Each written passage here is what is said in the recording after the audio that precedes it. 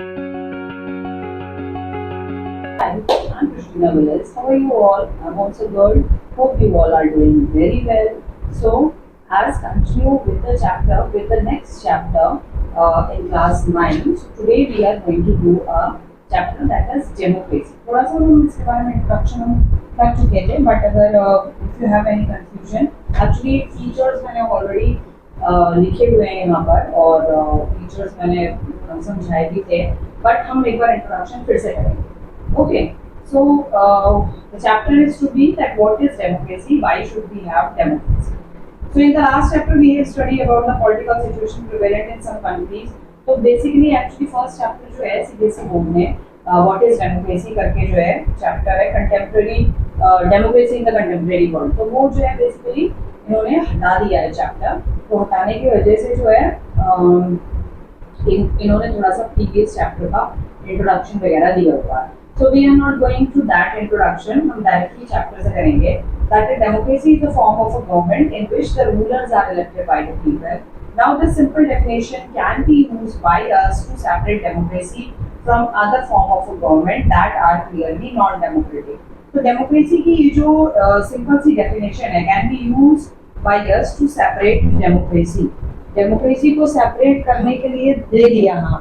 Democracy को separate करने के लिए जो है ये जो एक सिंपल सी डेफिनेशन है ये बहुत ही ज़्यादा इम्पोर्टेंस रखती है एंड इस सिंपल डेफिनेशन से ये पता चल जाता है कि डेमोक्रेसी वाली जो कंट्रीज हैं वो कौन सी हैं और नॉन डेमोक्रेटिक कंट्रीज कौन सी है. ठीक है, नॉन डेमोक्रेटिक कंट्रीज से हम डेमोक्रेटिक कंट्री का कंपेरेंस कर सकते हैं विद दिस डेफिनेशन, इस डेफिनेशन के आधार पर. Military rule of Pakistan Myanmar are not elected by the people. Pakistan और म्यांमार में आपको पता है मिलिट्री रूल रहा है. ठीक है, हाँ ऑब्वियसली आपको नहीं पता होगा that in the previous year कई टाइम पहले कई इयर्स पहले जो है पाकिस्तान में मिलिट्री रूल था. म्यांमार में अभी कुछ 1-2 साल में जो है फिर से मिलिट्री रूल जो है लगा दिया गया था बिकॉज ऑफ सम रीजन. जो वहाँ की जो प्राइम मिनिस्टर थी अभी जो उनका नाम थोड़ा सा अजीब सा है, सूकी म्यूनियम करके कुछ ऐसे ही नाम है, तो उनको जो है मतलब नजरबंद कर दिया था, हाउस अरेस्ट कर दिया था उनको एंड इस वजह से वहाँ पर भी मिलिट्री रूल लग गया. तो मिलिट्री रूल जहाँ पर है, मिलिट्री के जो जनरल हेड होते हैं वो जहाँ पर है, तो वहाँ पर डेमोक्रेटिक कंट्री वो नहीं कहलाएगी. कहने को पाकिस्तान डेमोक्रेटिक का कहती है अपने आप को, म्यांमार भी अभी तक अपने आप को डेमोक्रेटिक कहती थी कि हाँ हम डेमोक्रेटिक कंट्री हैं, लेकिन वहाँ पर डेमोक्रेसी इस तरीके की नहीं है जहाँ पर पीपल्स जो है वो अपनी गवर्नमेंट अपनी सरकार को चूज करते हैं. वहाँ पे डेमोक्रेसी है आपकी मिलिट्री रूल वाली डेमोक्रेसी है. ठीक है, so the king of Nepal and the Saudi Arabia. उसके अलावा और कुछ एग्जांपल्स हैं, वो है आपके नेपाल जो कि डेमोक्रेसी नहीं है, डेमोक्रेटिक कंट्री नहीं है, नहीं था, लेकिन अब जो है लास्ट ईयर जो है उन्होंने भी अपनी कंट्री में डेमोक्रेसी स्टैब्लिश कर दी है. वहाँ पे किंग का रूल था यानी कि monarchy. Saudi Arabia is also not chosen by people. Saudi Arabia में भी मोनार्की है, किंग का रूल है, वहाँ पर भी लोग उस राजा को चूज नहीं करते हैं, टोटली वहाँ पर मोनार्की है. So that means that all these are the non democratic country. तो इट मीन्स ये सारी नॉन डेमोक्रेटिक कंट्री है. Simple definition of a democracy given above is not adequate. ये जो सिंपल सी डेफिनेशन डेमोक्रेसी की जो अभी हमने पढ़ी, democracy is a form of government in which rulers are elected by the people. कि रूलर्स जो हैं वो पीपल्स के द्वारा इलेक्ट किए गए हैं, लेकिन they are not a ruler. वो रूल नहीं कर रहे हैं, वो जो है कंट्री को चला रहे हैं. ठीक है ना, दे आर नॉट रूलिंग, मतलब उस टाइप का रूल नहीं है कि अपनी मर्जी से जो है जो रूलर है वो कुछ भी कर देगा, अपनी मर्जी से जो है कोई भी नया रूल लेकर आ जाएगा. वो उस टाइप के रूलर्स नहीं है. ठीक है, तो ये जो एक सिंपल सी डेफिनेशन है, ये यहाँ पर एक्चुअली ये बोलना चाह रहे हैं कि ये सिंपल डेफिनेशन जो है एडिक्वेट नहीं है, एनफ नहीं है डेमोक्रेसी को एक्सप्लेन करने के लिए. तो डेमोक्रेसी के यहाँ पे कुछ फीचर्स ये मैंने पहले से नोट डाउन करके नोट किए हुए हैं. यहाँ पर ये डेमोक्रेसी के ये कुछ फीचर्स हैं कि जहाँ पर डेमोक्रेसी होगी government based on the will of the people and decision by the elected leaders. Government जो है वो चूज करी जाएगी पीपल्स के विल पे, पीपल्स के विल पे मॉस्को भी चेंज नहीं थी. पीपल के उनके will pay and people and the decisions by the elected leaders. Free and fair election, one person, one vote and one value. ठीक है, तो ये कुछ डेमोक्रेसी के फीचर्स हैं जो हम अभी पढ़ेंगे. ठीक है, तो जब हम डेमोक्रेसी के फीचर्स, इन फ्यूचर फीचर्स को जब हम डेमोक्रेटिक कंट्री में लागू करते हैं, तब जो है ये कहा जाता है कि हाँ ये कंट्री डेमोक्रेटिक है. This simple definition help us to conclude that every government that hold an election is a democracy. कोई भी कंट्री, कोई भी गवर्नमेंट जहाँ पर इलेक्शन होते हैं वो डेमोक्रेटिक है, लेकिन ऐसा नहीं. बहुत सारी ऐसी कंट्रीज है जहाँ पे इलेक्शन है वो, लेकिन वो इलेक्शन होते हैं लेकिन वो डेमोक्रेटिक नहीं होती है. बहुत सारी ऐसी कंट्रीज है. ठीक है, कुछ में इलेक्शन भी हो रहे हैं, डेमोक्रेटिक भी है, लेकिन वहाँ पे जो गवर्नमेंट के जो प्रोग्राम्स, प्लान, स्कीम्स हैं, वो सारी चीजें वहाँ के लोग, उनको पूरी फ्रीडम नहीं है, वोट नहीं कर सकते हैं. वोट एक ही पर्टिकुलर वो है आपकी पार्टी है, उसी को ही उनको फोर्सफुली वोट करना है, तो वो डेमोक्रेटिक नहीं कहलाएगी. ठीक है, there are many country which hold election but still they can not be called democratic. बहुत सारी कंट्री है जहाँ पे इलेक्शंस होते हैं लेकिन वो डेमोक्रेटिक नहीं है. Why is this so? To understand this, will be to examine the whole definition carefully and will have to learn and study about the features of the democratic government. So why this is so? ऐसा क्यों है?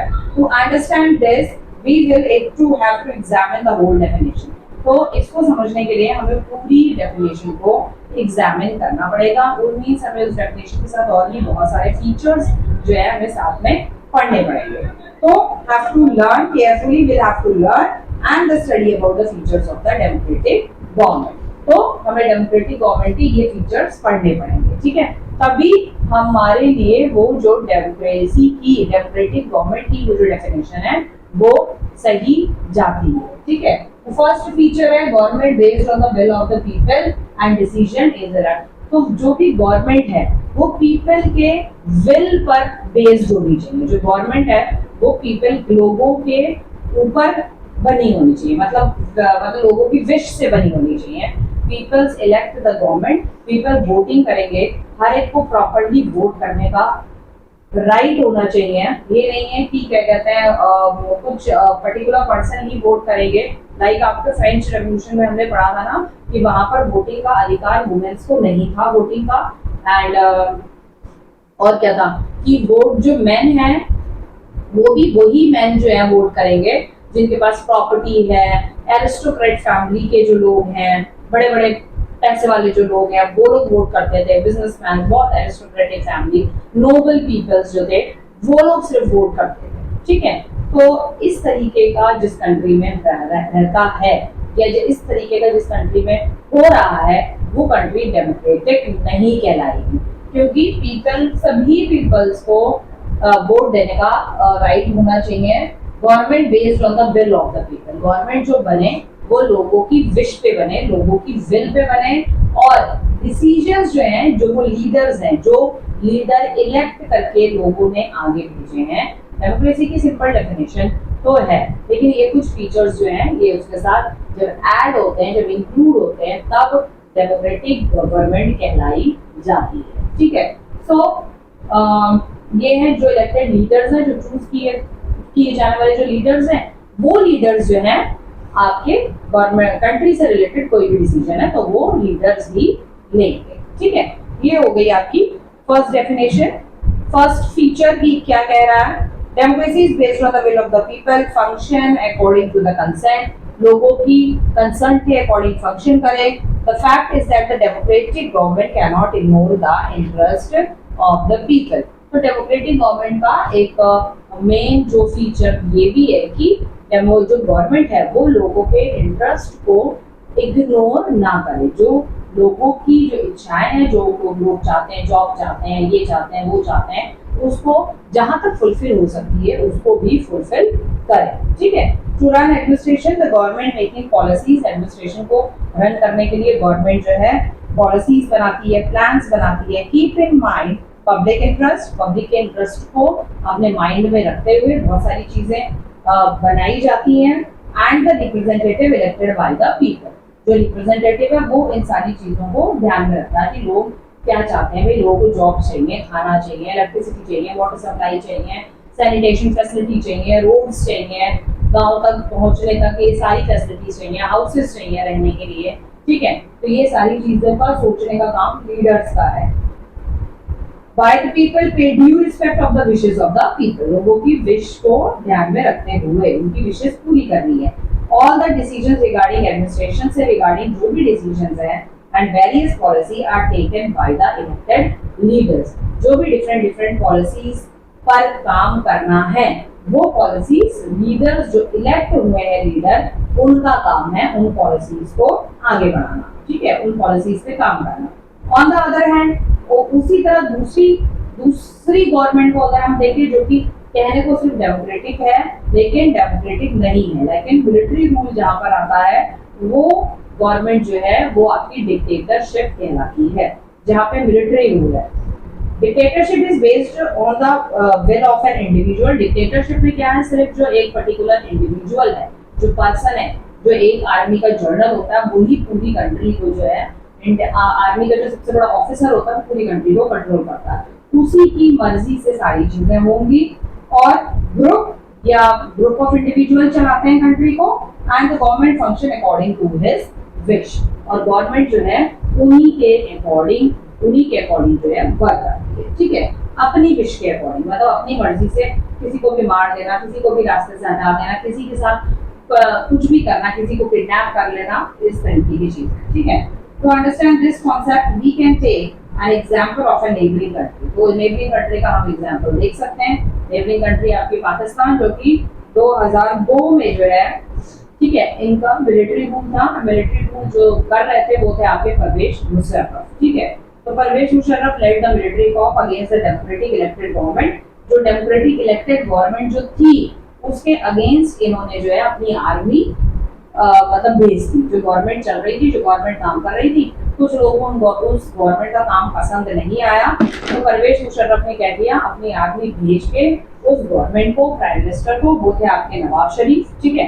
तो नवाज शरीफ को जो है इन्होंने house arrest करवाया पहले, और हाउस अरेस्ट करवाने के बाद इन्होंने जो है उनको पकड़ के अपनी आर्मी की मदद से, क्योंकि आर्मी के सबसे बड़े जनरल परवेज मुशर्रफ थे, तो इन्होंने अपनी ताकत से जो है उस प्राइम मिनिस्टर को जो है उनको उठाया और उठा के जो है उनको हाउस अरेस्ट किया, और उसके बाद फिर उन्हें अरेस्ट करके टोटली उनको जो है जेल में डाल दिया, ठीक है। तो ये होता है मिलिट्री रूल और इसी को कहा जाता है आपका डिक्टेटरशिप। और डिक्टेटरशिप का ये नेबरिंग कंट्री का एग्जांपल इन्होंने यहाँ पर दिया है क्योंकि हमारी नेबर की कंट्री है, इन्होंने इसलिए ये एग्जांपल दिया। द मोस्ट इंपॉर्टेंट एग्जांपल जो यहाँ पर है, अगर आप देखेंगे डिक्टेटरशिप का बहुत फेमस एग्जांपल जो रहा है अब तक, that is by the Hitler, जो कि जर्मनी का डिक्टेटरशिप था, मुसोलिनी जो कि इटली का डिक्टेटरशिप था। इसी की तरीके से डिक्टेटरशिप के और भी बहुत सारे एग्जांपल्स हैं। सद्दाम हुसैन जो कि इराक का डिक्टेटरशिप था, बहुत सारे एग्जांपल्स हैं। अगर आप निकालोगे गूगल पे, अगर आप देखोगे तो आपको बहुत सारे एग्जांपल्स मिल जाएंगे, ठीक है। तो इस तरीके के ऐसे बहुत से एग्जांपल्स हैं जहां पर डिक्टेटरशिप जो है एस्टैब्लिश हुई है, और वो आर्मी के जो सबसे बड़े जनरल होते थे, आर्मी के जो सबसे सीनियर ऑफिसर होते थे, वही उस कंट्री में जो है जो डेमोक्रेटिक गवर्नमेंट है, उस गवर्नमेंट में अगर थोड़ी सी कुछ कमी घटी हुई या कुछ भी ऐसा हुआ, या वो आर्मी की नहीं सुन रहे, क्योंकि गवर्नमेंट और आर्मी का तालमेल बनाकर कंट्री को चलाना बहुत ज्यादा इंपॉर्टेंट है, बहुत ज्यादा मुश्किल भी है, ठीक है। क्योंकि हमारी गवर्नमेंट जो है वर्ल्ड की सबसे बड़ी डेमोक्रेटिक कंट्री है। यहाँ पर आर्मी, नेवी, एयरफोर्स गवर्नमेंट के साथ मिल के काम करती है। ऐसा नहीं कि आर्मी अपनी मर्जी से काम कर रही है, कंट्री में गवर्नमेंट अपनी मर्जी से काम कर रही है, ठीक है। लेकिन इन कुछ कंट्रीज में डेमोक्रेटिक गवर्नमेंट बहुत ज्यादा वीक थी,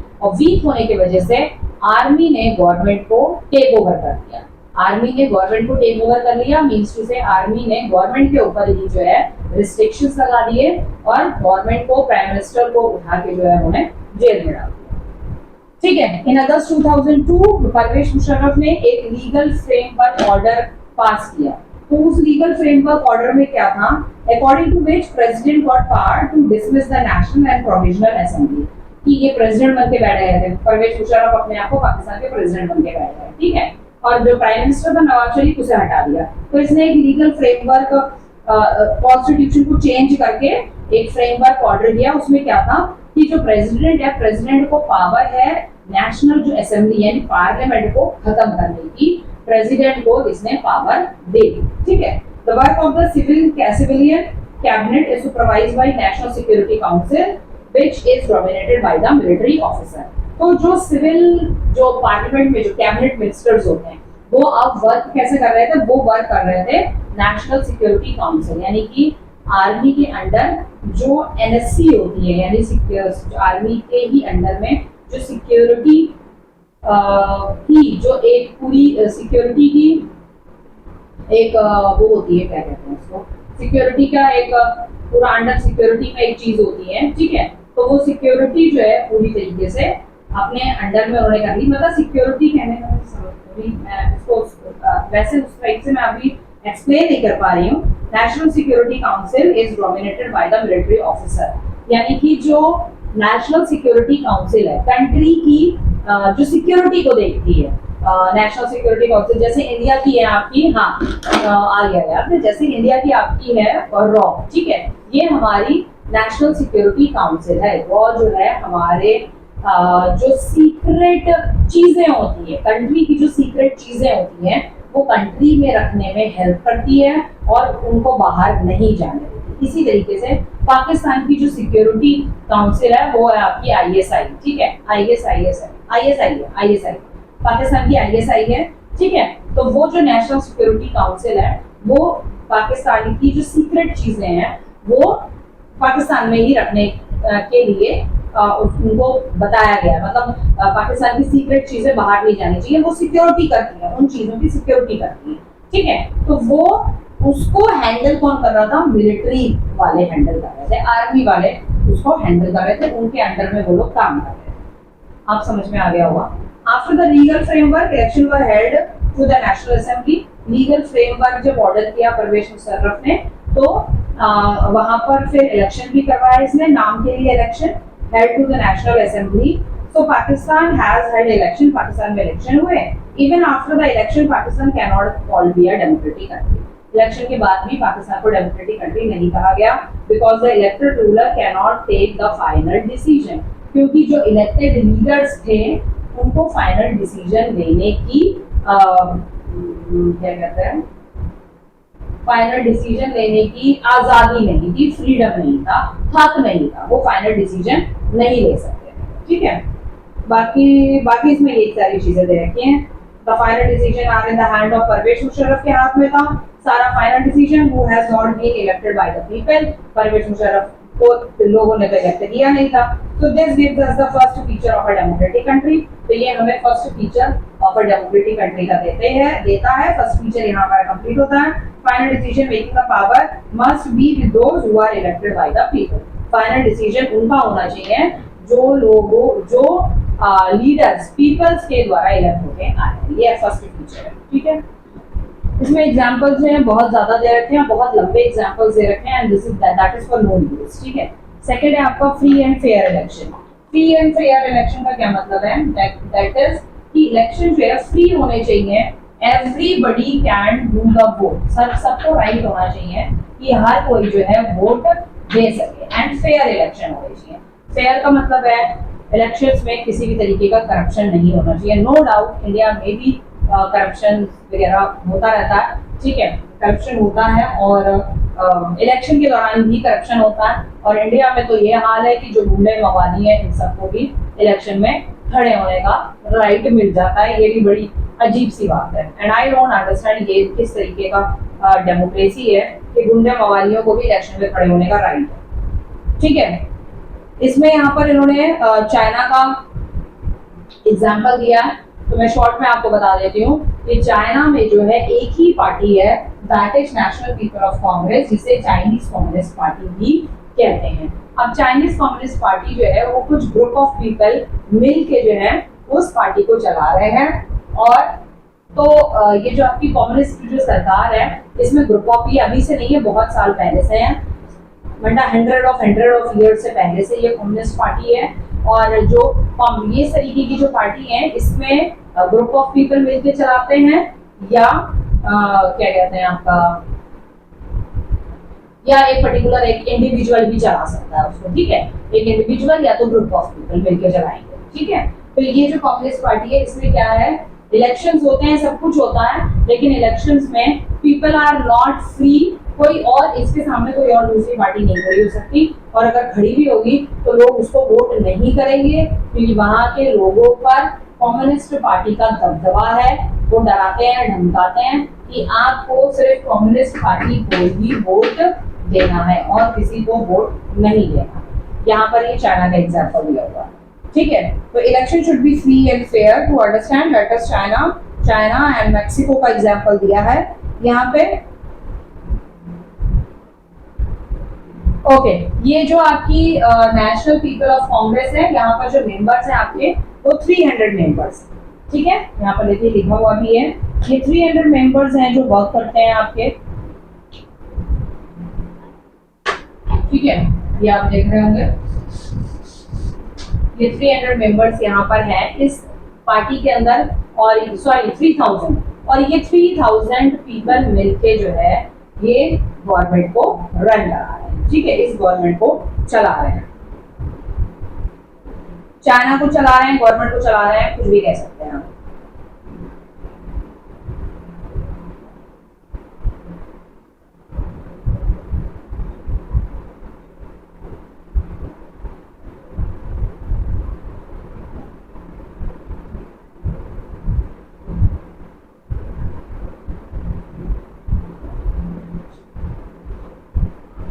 अच्छा, इलेक्शन होने से पहले अगर कोई किसी इसकी जगह पे चाइनीज कम्युनिस्ट पार्टी को कोई और भी अपनी पार्टी अगर किसी को बनानी है, तो अगर कोई और इलेक्शन में खड़ा होना चाहिए चाहता है कोई कैंडिडेट, तो उसमें क्या होता है, उसमें क्या करते हैं वो लोग कि उस कैंडिडेट को चाइनीज कम्युनिटीज पार्टी से परमिशन लेनी पड़ेगी, परमिशन लेने के बाद ही वो कुछ टिकट वगैरह जो भी कुछ है वो देंगे इलेक्शन में खड़े होने का, फिर वो नाम के लिए बस खड़े हो जाते हैं, बाकी उनको वोटिंग कुछ नहीं मिलता। अप्रूवल चाहिए होता है, एक तरीके का अप्रूवल कि हाँ भाई आप इलेक्शन में खड़े हो सकते हैं, ठीक है। उसके बाद है मैक्सिको का example. So now we can say ये सेकंड इसका फीचर कंप्लीट होता है। Now we can say that the government formed with China is democratic. Do you think that have a open choice? क्या लोगों को ओपन चॉइस मिलती है? नहीं मिलती है लोगों को ओपन चॉइस, ठीक है। हाँ, तो इसमें जो है ये प्रेसिडेंट ऑफ चाइना होता है, कम्युनिस्ट पार्टी का जो लीडर होता है, जो वो लोग चूज करते हैं बाद में, तो वो प्रेसिडेंट ऑफ चाइना बनता है, ठीक है। वो सारी चीजें जो है ना वो सब मतलब वो होता है, वो सारी चीजें पहले से ही डिसाइडेड होती हैं, ये आप समझ लीजिए, सब कुछ एवरीथिंग इज डिसाइडेड अर्लियर।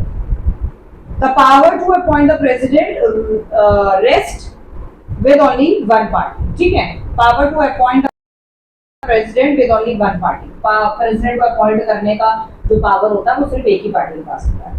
उसके बाद है Mexico 1930। Mexico hold election after every 6 year, 6 years के बाद जो है मैक्सिको में इलेक्शन होते हैं। थर्ड इसका जो फीचर है वो है 1 पर्सन 1 वोट एंड 1 वैल्यू, ठीक है। अब इसमें जो है इसमें भी ये है कि अगर एक पर्सन वोट कर रहा है तो उसका एक वोट होना चाहिए और उसके वोट की वैल्यू होनी चाहिए। लेकिन कुछ ऐसी कंट्री है जहां पर सारे लोगों को अभी भी राइट नहीं है वोटिंग करने का, और अगर वोट करते भी हैं तो उनके वोट काउंट नहीं किए जाते हैं, उनके वोट इलेक्ट नहीं होते हैं, उनके वोट काउंट ही नहीं किए जाते हैं, इंपॉर्टेंस ही नहीं दी जाती है उनके वोट को। The country has never been under a dictator और मिलिट्री रूल। तो मैक्सिको कभी मिलिट्री डिक्टेटर रूल में कभी नहीं रहा है, but until 2000 every election were won by a party called PRI। तो हर इलेक्शन जो है एक ही पार्टी करवाता है, और वो कौन सी पार्टी है? इंस्टीट्यूशनल रेवोल्यूशनरी पार्टी, ये करवाता है, ठीक है। तो ये एग्जांपल दे रहे हैं, इसका इसी का एग्जांपल है ये, फ्री एंड फेयर इलेक्शन, ठीक है। तो ये एक ही वो करवाता है। मैक्सिको का आप एग्जांपल पढ़ लेना, अब हम नेक्स्ट फीचर पे जाते हैं, ठीक है। ये वैसे भी कोई इतना ऐसा खास नहीं है, बस उसको रीड आउट कर लेते हैं। Now 1 person 1 vote and 1 value. Feature of a democracy in India, we have a system of adult franchisee under which every citizen of India 18 years and above right to vote any discrimination of a sex, race or religion, caste. तो 1 vote 1 value and 1 person से ये है कि हमारे India में voting का एक special concept है और वो है एडल्ट फ्रेंचाइजी, ठीक है। एडल्ट फ्रेंचाइजी के तहत जो है हम इंडियंस जो है वोटिंग करने का हमें राइट मिला हुआ है, और इसमें वोटिंग का राइट कैसे है? वोटिंग का राइट हमें ऐसे है कि 18 ईयर्स और 18 ईयर्स से जितने भी अबव हैं वो वोट करने के काबिल है, वो वोट जो है वो कर सकते हैं।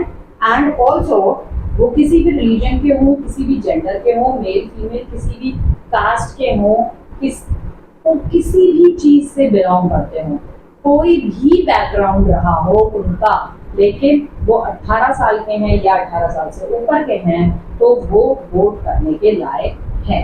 ठीक है, किसी भी तरह से कोई भी इशू हो, कुछ भी हो, वो चाहे किसी भी रिलीजन को बिलोंग करते हैं, कास्ट, किसी भी colour of skin, male female, कोई भी हो, गर्ल बॉय, कुछ भी हो, ठीक है, 18 और 18 ईयर से अबव होने चाहिए।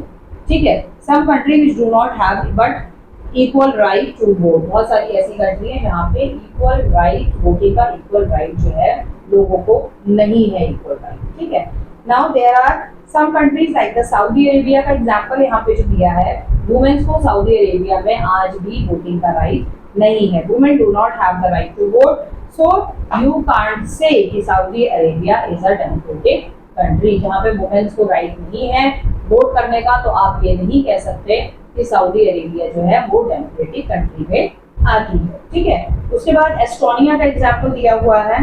एस्टोनिया हैज मेड, एस्टोनिया आपको मालूम है रशिया से अलग हुआ है ये कंट्री। ठीक है, made it's citizens rules in which a way that people belonging to a Russian minority find it difficult to get the right to vote। तो एस्टोनिया रशिया से ही अलग हुआ है, लेकिन जो है जो रशियन माइनॉरिटी है उनको जो है बहुत ही ज्यादा डिफिकल्टी होती है वोट करने में। रशियंस जो कि वहाँ पर बहुत कम है, रशिया में, एस्टोनिया में रशियंस बहुत कम है, तो उनको राइट टू वोट नहीं है, उनको वोटिंग का राइट नहीं दिया है। ठीक है, उसके बाद फिजी है कंट्री, तो फिजी में भी क्या है, electoral system in such that the vote of an indigenous Fiji has more value than that of the Indian Fiji. तो जो फिजी जो कंट्री है आपकी, फिजी में जो वहां के जो वो है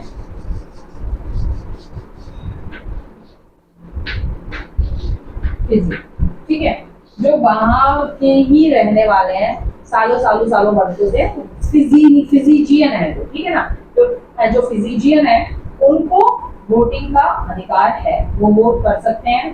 ठीक है, वो वोट कर सकते हैं, लेकिन जो वहाँ पे इंडियन फिजीजियन है, ठीक है, जो इंडिया से गए हैं वहां पर इंडियन फिजीजियन, उनको वोट का अधिकार नहीं दिया गया। ठीक है, जो आपके इंडियन फिजीजियन है, इंडिया से जो वहां जाके सेटल्ड हो गए हैं इंडियन फिजीजियन, उनको वोटिंग का राइट नहीं। ठीक है, ये हो गए आपके 3 फीचर्स।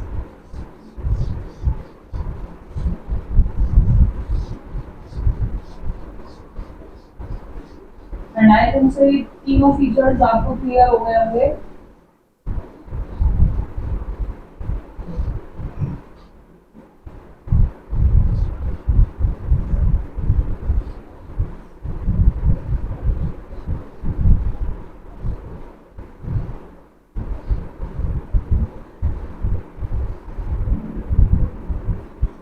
ये आपके 3 फीचर्स हो गए। नेक्स्ट है आपका rule of law and respect for rights.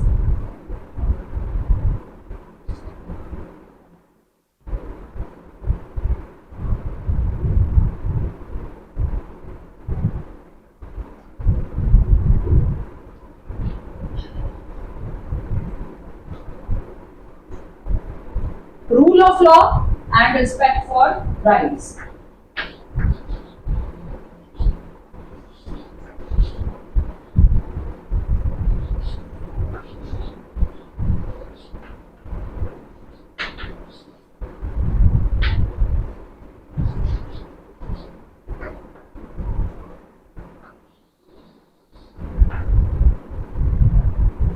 Rule of law क्या होता है? रूल ऑफ लॉ ये होता है that everybody is equal before the law, चाहे वो रिच हो, पुअर हो, चाहे वो मेल हो, फीमेल हो, गर्ल हो, बॉय हो, ठीक है, हिंदू मुस्लिम सिख ईसाई कोई भी हो, कास्ट किसी भी कास्ट का हो, चाहे वो प्रेसिडेंट हो, चाहे वो प्राइम मिनिस्टर हो, चाहे वो एक चोर हो या डाकू हो, चाहे वो पुलिस का SPIA SI हो, ठीक है, चाहे वो इंडियन आर्मी का कोई बहुत बड़ा जर्नल हो या कोई भी हो, कर्नल हो, मेजर हो, एनीबॉडी, ठीक है, चाहे वो नेवी का ऑफिसर हो, चाहे वो कॉमन पीपल हो, कोई भी कॉमन पीपल, लॉ के ऊपर कोई नहीं आता।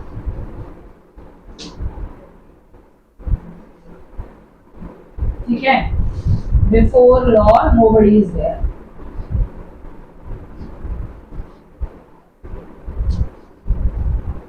आपको ये वाला चौथा दिख रहा होगा, नहीं दिख रहा होगा, मुझे नहीं पता, बट यूज कर लिया, अब नहीं करूंगी मैं। आई थिंक तो शायद नहीं दिख रहा होगा ये आपको। Now this is another feature of a democratic government. Though election are basic parameter, election जो है बेसिक पैरामीटर है डेमोक्रेटिक गवर्नमेंट का, लेकिन ये भी एक बहुत ही इंपॉर्टेंट बेसिक फीचर है that is democratic country, but it is also very important how an elected government work after election. Election के बाद भी जो है गवर्नमेंट जो है किस तरीके से वर्क करती है, किस तरीके से काम करती है, वो भी एक बहुत इंपॉर्टेंट चीज है, क्योंकि गवर्नमेंट अगर डेमोक्रेटिक कॉन्स्टिट्यूशन के हिसाब से अगर वर्क कर रही है तभी वो डेमोक्रेटिक कंट्री कहलाएगी। अगर गवर्नमेंट बन गई, सब कुछ हो गया, सब चीज सही सही हो गया डेमोक्रेटिक के हिसाब से, लेकिन बाद में गवर्नमेंट जो है अपनी मर्जी कर रही है, अपनी मर्जी से काम कर रही है, तो वो डेमोक्रेटिक नहीं कहलाएगी। All the citizens are provided some basic right and it is the duty of the ruler to protect these basic rights. Rights के बारे में भी अभी बताऊंगी। There should be provision of an independent judiciary. Now let us understand the concept with an example. Example इसमें बहुत लंबे दिए हुए हैं, तो I am not going to explain all the examples. एक दो examples मैं आपको बताऊंगी, ठीक है। यहाँ पर ये कहा है कि respect for the rights, जो rulers हैं, जो leaders elect हुए हैं, उनका ये भी फर्ज बनता है, उनकी ये ड्यूटी बनती है कि भी वो लोगों के राइट्स को भी जो है प्रोटेक्ट करें, लोगों के राइट्स को प्रोटेक्ट करें। इसका क्या मतलब है? इसका मतलब ये है अगर कोई भी पर्सन है जिसके राइट्स जो हैं वो उससे छीने जा रहे हैं, ठीक है, राइट्स उससे छीने जा रहे हैं, यानी कि जैसे हमारे राइट्स हैं, right to express, right to freedom, right to speak, ठीक है। अब हमको राइट है, हम अपनी चीजें एक्सप्रेस कर सकते हैं। डेमोक्रेटिक कंट्री में हमें राइट है, हम अपनी बातों को एक्सप्रेस कर सकते हैं, ठीक है। लेकिन बातों को एक्सप्रेस करने का मतलब ये नहीं कि हम ऐसे ही बाहर जाके खड़े होके कुछ भी किसी को भी बोल दें, ठीक है ना।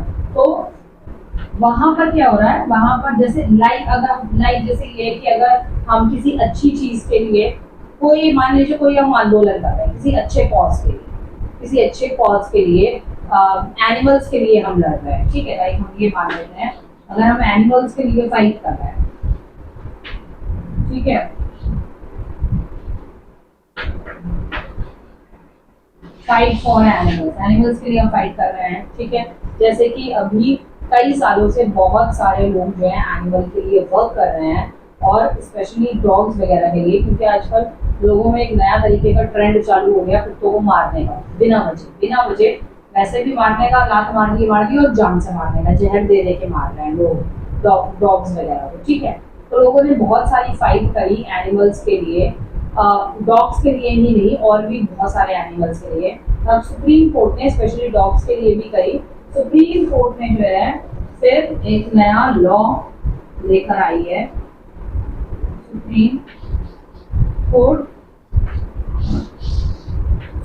ने एक नया लॉ लागू किया, ठीक है। वो क्या था? वो था आपका कि अब डॉग्स भी जो हैं उनको भी इंडियन सिटीजन होने का राइट मिल गया है, to be the citizen of India, ठीक है। डॉग्स भी अब जो है इंडियन सिटीजन के राइट्स के साथ यहाँ हमारे साथ जो है रह सकते हैं, क्योंकि डॉग्स को प्रॉपर सिटीजन होने का अधिकार दे दिया है सुप्रीम कोर्ट ने, ठीक है। तो ये फाइट थी जो लोग लड़ रहे थे एनिमल्स के लिए। अब अगर कोई इन लोगों को अगर मना करता है, नहीं जी आप जो है नहीं लड़ेंगे, आप इन एनिमल्स के लिए नहीं लड़ेंगे, आप हटिए यहाँ से, ये वो इनके मना करता है इनको सारी चीज़ें करने के लिए, तो इसका मतलब ये है कि वो इनके राइट्स को जो है वो छीनने की कोशिश कर रहा है, वो इनके राइट्स को छीन रहा है। ठीक है, तो इसी यही है कि गवर्नमेंट को हमारे राइट्स को रिस्पेक्ट करनी है, हमारे राइट्स को प्रोटेक्ट भी करना है। ठीक है,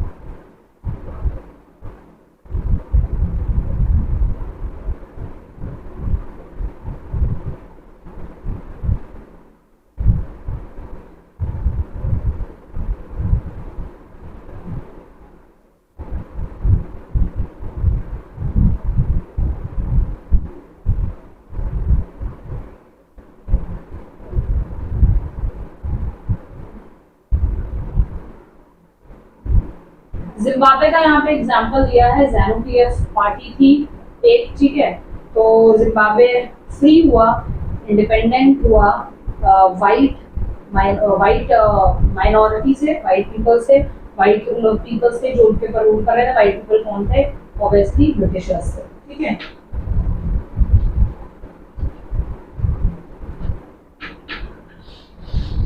वाइट पीपल्स ऑब्वियसली ब्रिटिशर्स थे। तो ब्रिटिशर्स पर जो है, ब्रिटिशर्स के ऊपर, ब्रिटिशर्स इनके ऊपर रूल कर रहे थे। और जब ये आज़ाद हुआ, जब जिम्बाब्वे फ्रीडम हुआ, तो फ्रीडम होने के बाद ज़ैनू पीएफ करके एक पार्टी थी जो कि इंडिपेंडेंस के बाद से ही जो है जिम्बाब्वे में एक ही पार्टी ये रूल कर रही थी, ओनली वन पार्टी थी। और इसके जो हेड थे, जो लीडर थे, वो है आपके रॉबर्ट मुगाबे। ठीक है, तो रॉबर्ट मुगाबे जो थे जिम्बाब्वे में फेमस तो काफ़ी थे, लेकिन फेमस होने के साथ साथ जो है वो कुछ अनफेयर चीज़ें भी इलेक्शन में यूज़ करते हैं, मतलब करप्शन करवाना इलेक्शन में। ठीक है,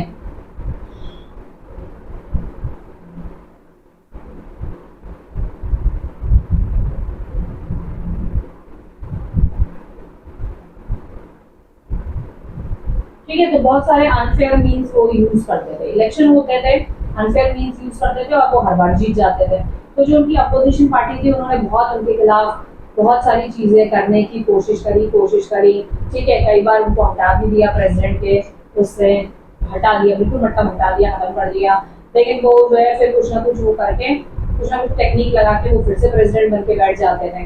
तो आप क्या समझते हैं कि मतलब ये यहाँ पर यही बोल रहा है इसी को, that is that a Zimbabwe democratic country, क्या वो डेमोक्रेटिक कंट्री कहलाएगी? ठीक है, तो ये यहाँ पर यही पूछो। तो ये यहाँ पर आपके ये फीचर्स भी खत्म हो गए, ये हो गए आपके 4 फीचर्स ऑफ डेमोक्रेसी।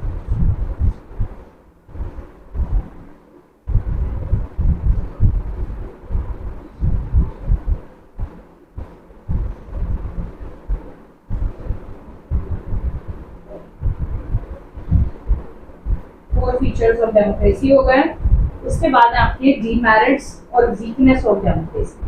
डेमोक्रेसी के कुछ डीमेरिट्स भी हैं और डेमोक्रेसी की कुछ वीकनेस भी है। जैसे कि छोटा सा एग्जांपल, अगर हमारे जो राइट्स हैं, right to express, right to freedom, ठीक है, एंड राइट टू डिफरेंट जो भी हमारे राइट्स हैं, ठीक है, उन राइट्स के वजह से जो है अगर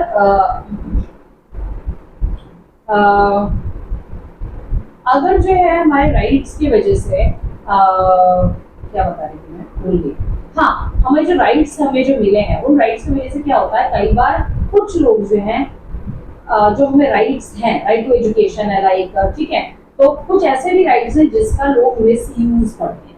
ठीक है, अगर आपको राइट टू एक्सप्रेस का फ्रीडम है, लिया है, तो वो इतना ज्यादा एक्सप्रेस करने लगेंगे, कोई भी अंट शंट टॉपिक पे जो है आंदोलन करने के लिए खड़े हो जाएंगे।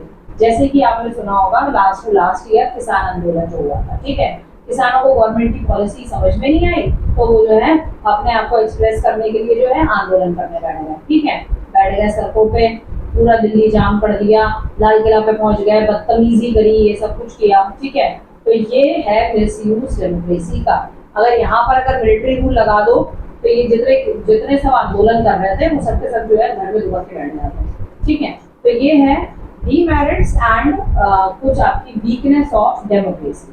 डेमोक्रेसी की जो वीकनेस है, it is an expensive government, expensive होती है गवर्नमेंट, रूल ऑफ मेजोरिटी, जो मेजोरिटी पार्टी जीतेगी उसी का ही गवर्नमेंट बनेगी, रूल नहीं कह सकते हम यहाँ पर, क्योंकि गवर्नमेंट हम पे रूल नहीं कर रही है, राज्य नहीं कर रही है।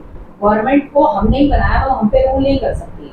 ये जो चीज बार बार लिख कर आती है ये गलत लिख कर आती है। गवर्नमेंट सिर्फ देश को चला रही है, to run the country, run by majority of peoples, यहाँ पे लिखना चाहिए। वो सिर्फ देश को चला रही है, देश को रन करा रही है, ठीक है। Bad effect of the political parties के बहुत बैड इफेक्ट होते हैं। It is government of rich. हाँ, ये बहुत बड़ी बात है कि जो जिसके पास पैसा है वो इलेक्शन में खड़ा होता है, वो अपनी इलेक्शन की कैंपेनिंग करता है। जो रिच लोग होते हैं, बिजनेसमैन होते हैं, वो क्योंकि उनके पास उतना पैसा होता है, वो इलेक्शन में वो पैसा सारा खर्च करते हैं और इलेक्शन में खड़े होते हैं और फिर वो जीतते भी हैं। जीतते भी इसलिए क्योंकि पैसा देके, क्योंकि करप्शन हमारे इंडिया में भी भरमार है, पैसा देके भी वोटिंग कराई जाती है, ठीक है। लेकिन उसी की वजह से जो एक गरीब है, नॉर्मल इंसान है, वो इलेक्शन में नहीं खड़ा हो पाता। It is democracy to be called to be the government of rich people, ठीक है। अनस्टेबल गवर्नमेंट है। Politics became a profession, politics अब लोगों का प्रोफेशन बन चुका है। वीकेंस नेशनल यूनिटी को भी वीक करता है।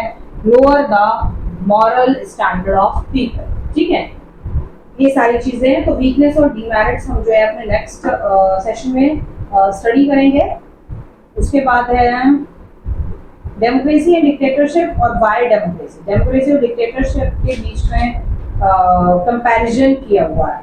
तो कंपैरिजन में अप्रॉक्स 12 पॉइंट्स हैं और आपके मेरिट्स और डीमेरिट्स आपके 8 पॉइंट्स हैं करीब, ठीक है। तो इसीलिए हम जो है अपने मेरिट्स और डीमेरिट्स जो है नेक्स्ट सेशन में करेंगे। So if you understand this chapter, if you understand the topic in this video, so please share and subscribe my channel. Thank you. Bye bye.